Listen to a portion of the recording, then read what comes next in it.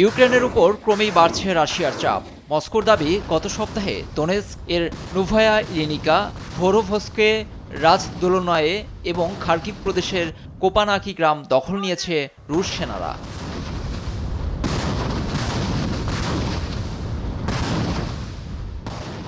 ইউক্রেনের রাশিয়ার দখলদারিত্বের মাঝেই উত্তর কোরিয়ার সাথে সম্পর্ক দৃঢ় করেছে মস্কো। এ অবস্থায় উত্তর কোরিয়ায় সফরে যান রুশ প্রতিরক্ষা মন্ত্রী আন্দ্রেই ভেলোসভ।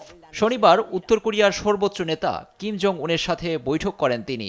বৈঠকের সময় কিম রাশিয়ার সাথে সামরিক বিষয়সহ সকল ক্ষেত্রে সম্পর্ক প্রসারিত করার প্রতিশ্রুতি দিয়েছেন। সর্বোচ্চ নেতা কিম আরও বলেন, ইউক্রেনকে দূরপাল্লার অস্ত্র দিয়ে যুক্তরাষ্ট্রের এ যুদ্ধে সরাসরি হস্তক্ষেপ করছে, যার জন্য মস্কোর আত্মরক্ষার্থে লড়াই করার অধিকার রয়েছে।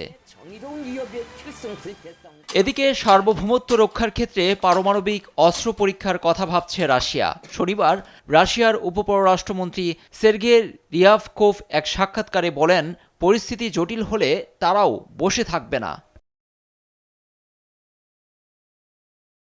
রাশিয়ার একের পর এক পদক্ষেপের পর যুদ্ধ ইস্যুতে অবস্থান পরিবর্তন করেছেন ইউক্রেনের প্রেসিডেন্ট ভলোদিমির জেলেনস্কি। স্কাই নিউজের সাথে সাক্ষাৎকারে তিনি কিয়েভের নিয়ন্ত্রণে থাকা অঞ্চলগুলো ন্যাটোর সদস্যপদ করার কথা বলেছেন। এতে যুদ্ধের উত্তেজনাকর অধ্যায়ের সমাপ্তি ঘটবে বলে মনে করেন তিনি। ন্যাটোর সদস্যপদ লাভের পর ইউক্রেনের যেসব অঞ্চল রাশিয়া দখল করছে সেগুলো পুনরুদ্ধারে কূটনৈতিকভাবে অগ্রসর হতে চান তিনি।